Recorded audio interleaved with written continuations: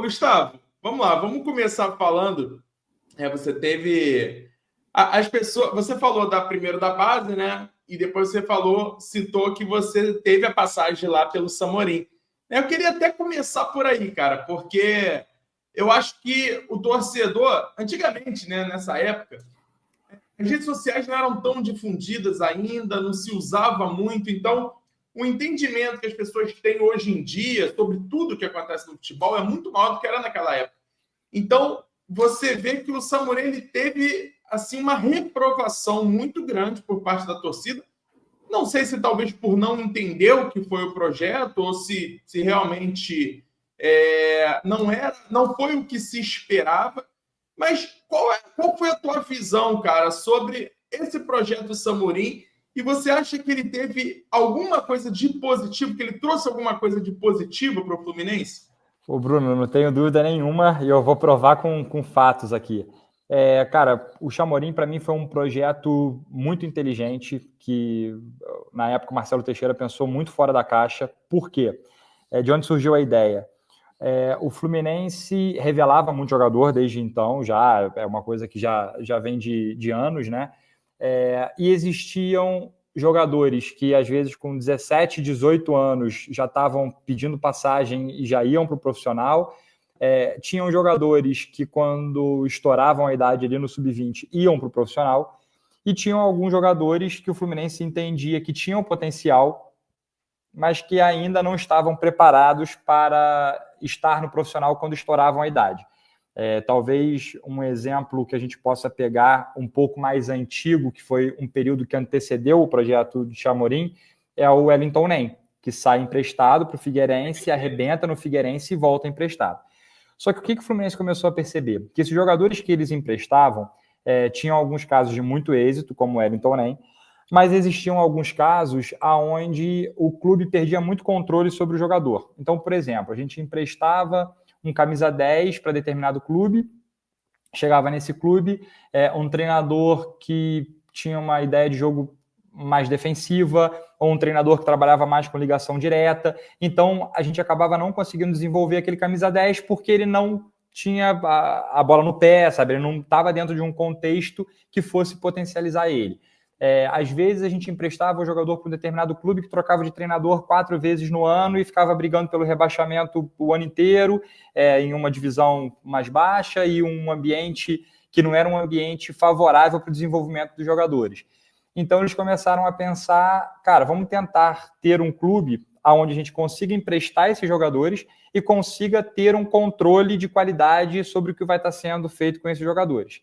E aí, partindo disso, cara, vamos então procurar um projeto fora do Brasil, um projeto onde jogadores tenham que falar outra língua, onde jogadores tenham que se adaptar ao clima europeu, porque o Fluminense vende muitos jogadores para a Europa e a gente sabe da dificuldade de adaptação dos jogadores lá. Inclusive, daqui a pouco eu posso contar uma história interessante sobre isso.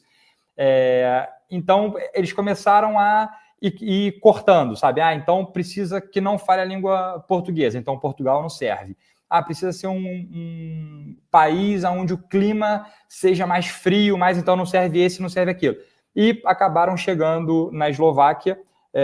Se as pessoas quiserem pesquisar no mapa, a Eslováquia fica bem no centro da Europa, então era muito comum a gente estar jogando e na arquibancada ter observador da Alemanha, ter observador, sabe, de outros, da Suécia, de outros centros, para ver os jogadores brasileiros ali.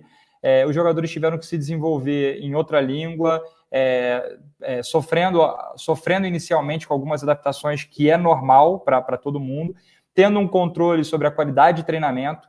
Até o momento da minha ida para o Chamorim, sempre acompanhava o grupo de jogadores um treinador da base, Xerém, que ficava como auxiliar técnico, então era esse link, né, da questão da qualidade do trabalho, e também servia para desenvolver esse profissional. E aí, quando eu chego, eu vou nesse mesmo projeto, com 40 dias mais ou menos de pré-temporada, o treinador, que era um finlandês, recebe uma proposta boa de um clube da Finlândia, vai embora, eu assumo como treinador, a princípio era para ficar 6 meses, acabo ficando 1 ano lá. E por que eu vou te falar, assim, para mim foi incrível, desenvolvimento pessoal, profissional que eu tive nesse momento, para mim foi incrível, mas eu não posso falar que o projeto todo foi bom só porque me beneficiou individualmente. Então, eu vou te citar alguns exemplos de jogadores que tiveram lá e que hoje estão no nível muito alto. Marlon Freitas, Igor Julião, Evanilson. Poderia citar outros exemplos, mas só por esses exemplos eu já mato. O Evanilson, inclusive, que foi no período que eu estava, eu que mudo o Evanilson de posição. O Evanilson era um atacante de lado, eu que mudo ele para 9 e mudo ele para 9 em Chamorim, na Eslováquia. Talvez no Brasil eu não tivesse condições de mudar ele para 9, porque lá a gente precisou de uns 2, 3 meses, onde o Evanilson quase não jogou direito, se adaptando a tudo, mas também depois que engrenou, todo mundo sabe aonde foi parar. Então, só por esses jogadores, e era a Eslováquia, por ser um país pequeno, eram sempre jogos de ônibus, só tinha um aeroporto no país, então todos os jogos eram de ônibus, ou seja, o custo operacional do STK Chamorim era muito baixo frente ao retorno que ele poderia dar e que ele deu. Só se a gente for pegar hoje Evanilson Premier League, Marlon Freitas com o destaque que está tendo, Igor Julião, Europa, jogando no Marítimo em Portugal. Aí a gente ainda pega Nandão, Fernando Neto, Matheus Pato, outros jogadores que eu vou esquecer agora, Peu. Então, já estava se pagando o investimento e, com certeza, na sequência do projeto, eu acredito que as coisas iriam muito melhor. Qual era o ponto complicado do projeto? Foi num momento muito complicado financeiramente no Fluminense. Então, quando você está apertado financeiramente, qualquer valorzinho de Netflix por mês te custa. Não que a Netflix não seja boa, mas você tem que apertar, você acaba tirando tudo. E eu acho que foi nisso que acabou prejudicando um pouco o projeto também. Mas, enfim, o período que ele existiu, eu acredito que foi muito bacana.